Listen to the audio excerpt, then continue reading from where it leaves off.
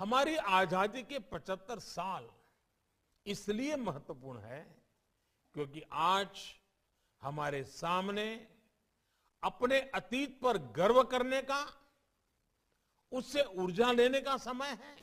नमस्कार दोस्तों, इस महापुरुष को आपने सुना, क्या आप इन्हें जानते हैं? जरूर जानते होंगे, लेकिन सचमुच में आप नहीं जानते हैं। ये वही व्यक्ति है जो 2014 के चुनाव से पहले देश की तमाम समस्याओं का समाधान लेकर आया था। और आज हालात ये है 8 साल राज करने के बाद कि ये व्यक्ति खुद में इस देश के लिए सबसे बड़ा समस्या बन चुका है। आज तक इन्होंने देश की किसी भी समस्याओं का हल तो नहीं दिया है, लेकिन देश के सामने एक बड़ा समस्या लाकर खड़ा कर दिया। नो डाउट ये खुद में समस्या है, लेकिन इन्होंने जो समस्या लाकर खड़ा कर दिया वह मैं आपको बता रहा हूं। दरअसल उन्होंने देश के अंदर एक बार फिर से हिंदू को मुसलमानों के सामने खड़ा कर दिया, मंदिर को मस्जिद के सामने लाकर खड़ा कर दिया, पाकिस्तान को हिंदुस्तान के सामने लाकर खड़ा कर दिया।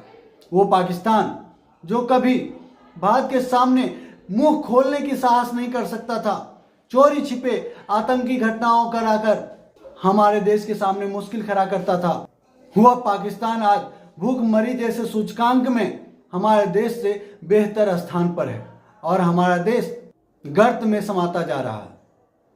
दोस्तों, मैं आपको बताऊं कि जो प्रधानमंत्री पद पाने के लिए देश की जनता से तमाम वायदे किए थे, हालांकि बाद में उसे जुमला करार दिया कि हुजूर माए बाप, हम तो कभी भी देश की सत्ता पर आ नहीं सकते थे, इसलिए जो मन में आया हमने जनता से वादा कर लिया। ये तो चुनावी जुमला था। और आज 8 साल बाद भी ये वही काम कर रहे हैं, लगातार अपने झूठे वादे से जनता को गुमराह कर रहे हैं। अपने किसी योजनाओं का लाभ जनता को बताते नहीं कि हमने क्या किया है।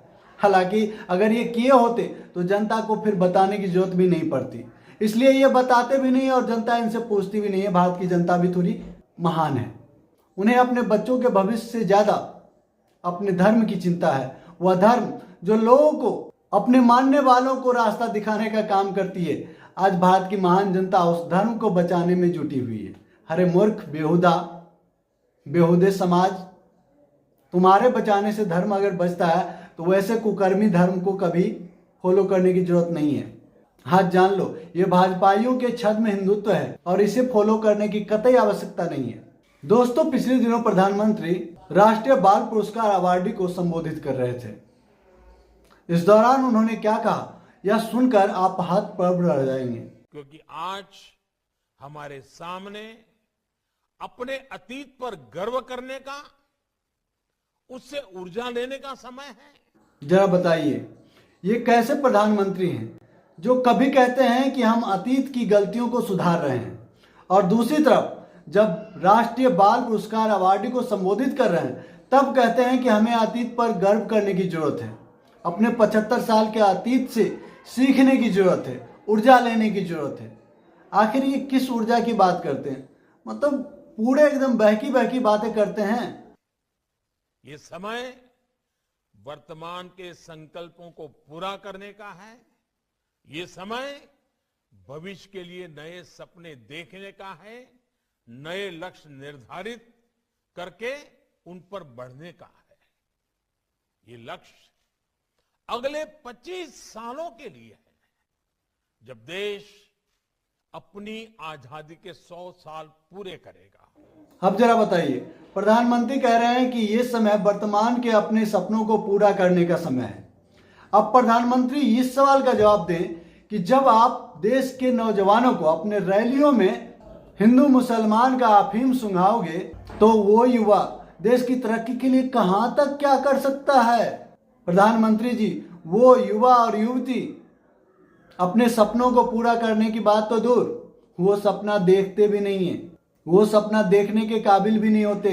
और लक्ष्य किस चिड़िया का नाम है साहब? लक्ष्य है आपका। और उन युवाओं को जो आपके रैलियों में तमाम दंगाई वक्ताओं के द्वारा जो अफीम सुंघाया जाता है, उससे सिर्फ और सिर्फ एक ही लक्ष्य पूरा होता है, और वो है भारतीय जनता पार्टी का सत्ता का जो सुख है उसकी प्राप्ति और आपका उसके केंद्र में बने रहना। अब आप कल्पना कीजिए, आज आप में से ज्यादातर लोग 10 और 20 के बीच की उम्र के हैं। जब आजादी के 100 साल होंगे तब आप जीवन के उस पड़ाव पर होंगे, तब ये देश कितना भव्य, दिव्य, प्रगतिशील ऊंचाइयों पर पहुंचा हुआ, आपका जीवन कितना सुख शांति से भरा हुआ होगा।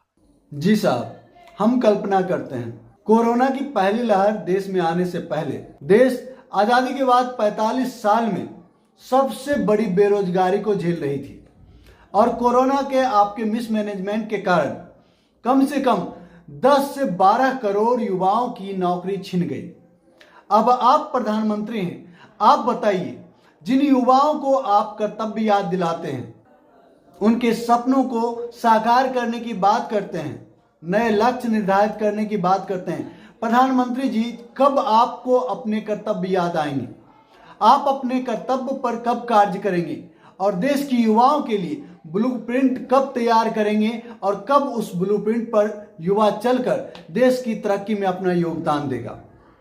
जब देश के युवाओं के पास रोजगार नहीं होगा, तब ऐसे ही दिन दूनी रात चौगुनी गति से आपकी तमाम रैलियों में 200-400 हजार लोग नहीं, लाखों लाख की संख्या में लोग आते रहेंगे और आप अपना मजमा लगाते रहेंगे। दोस्तों, मैं आपको बताऊं कि मैं यूं ही मोदी जी को यह सब नहीं कह रहा हूं। दरअसल आप ही बताइए ना, क्या एक पढ़ा लिखा व्यक्ति, क्या एक नौजवान जो रोजगार कर रहा है, जो अपने काम में मशगूल है, वह इन नेताओं की रैलियों में जाकर मोदी मोदी करेगा, अपना टाइम खराब करेगा? मुझे बताइए कि प्रधानमंत्री की चुनावी रैलियों में कौन सा प्रधानमंत्री ज्ञान दे रहे होते हैं?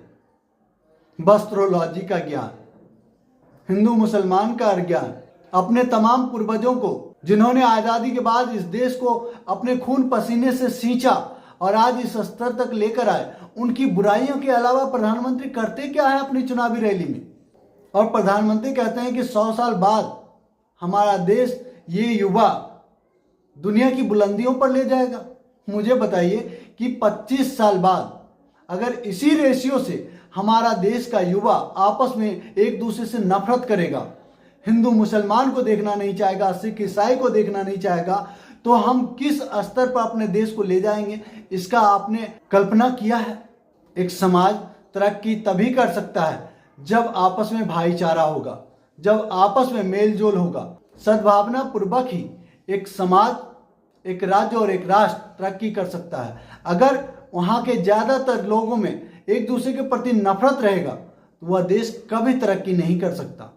आपको अगर याद होगा, अगर आप हमारे आज से 2-2.5 साल पहले के वीडियोस देखे हैं, तो मैंने आपको कहा था उसमें कि आखिर पाकिस्तान की आज ये दशा कैसे हुई, और तब तो पाकिस्तान कुछ राहत में भी था।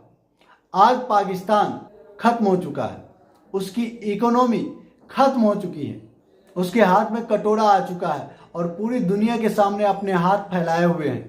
ये मत भूलिए, भारतीय जनता पार्टी और प्रधानमंत्री अपने दोहरे रवैये से जिस तरह का वातावरण इस देश में बना रहे हैं, सिर्फ और सिर्फ अपनी राजनीतिक रोटियां सेकने के लिए, भारत की स्थिति दुनिया के किसी पाकिस्तान और अफगानिस्तान से भी बदतर होने वाली है।